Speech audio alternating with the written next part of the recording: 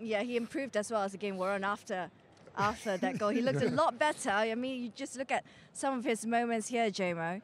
Just how much has he impressed you today? I think he changed on the goal. I think he changed on the goal.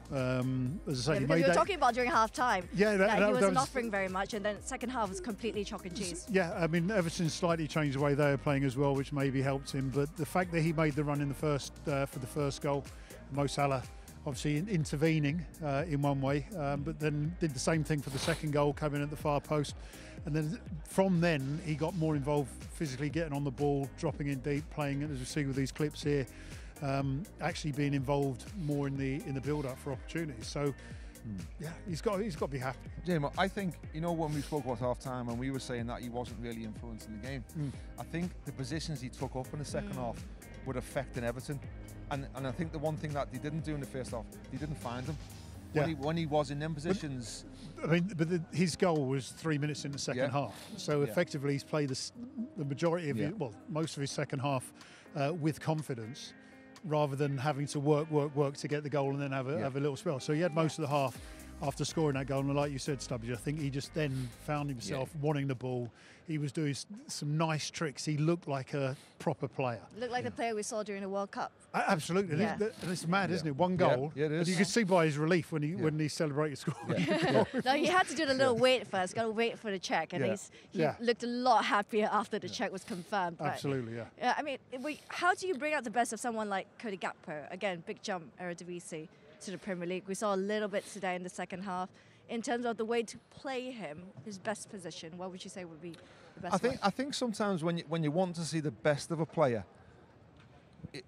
sometimes you only see that when the team's in real full flow and the team's playing with full confidence. Whereas Liverpool have gone through a period over the last few months where they've not been at the best, and as a result of that, you look at Mo Salah's form, you look at Gakpo, they've been missing Jota, they've been missing Firmino.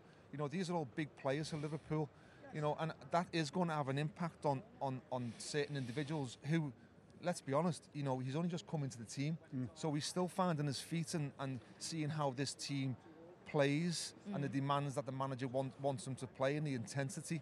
So, it very rarely do you get players who hit the ground running when they come to a new club. Yeah, well, and the other thing is as well, I mean, he's come to a Liverpool side who weren't in the best of form. So all of a sudden, again, arguably one of the worst Liverpool sides in terms of performance and form. Well, really. I don't want to go that far, but if that's the stats, that's the stats. But the point being is that, like we're talking about by Sesic in the middle, if the expectancy is that you're the person, or your personal feeling is that I've got to change it, then you put yourself under pressure.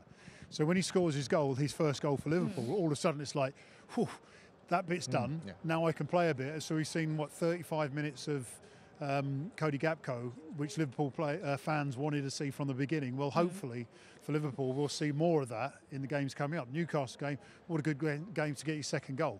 I just think that confidence that he's going to have, and again around the team, because it was a confident performance today, that allows everyone to play a little bit better. And when you got Bobby Firmino coming on, Jota coming on, you heard the roar from the crowd simply because you got, as Maka said before the show, you've got injured players coming back to full fitness. Well, all of a sudden now you've got your better players challenging for places, starting in the line, and everyone's going to be improved from it. I mean, just 24 hours ago, it's like doom and gloom for Liverpool. At the moment, it seems like it's a completely different story. There's a shimmering ray of hope. Let's put it that way. It's amazing what a Jota does, a Firmino does, a Van Dijk does on the bench to the players that are on the pitch. Because they're looking at the bench thinking, I've got to up my game, because these big players are ready to come back into the team, and if I want to keep my place, then the level of performances have to rise. I'm not saying that was the reason why Liverpool got a result tonight, but it does have an impact. And then suddenly, even for the manager to turn around and see his big name players that are there ready to come on, it's a big boost for him as well.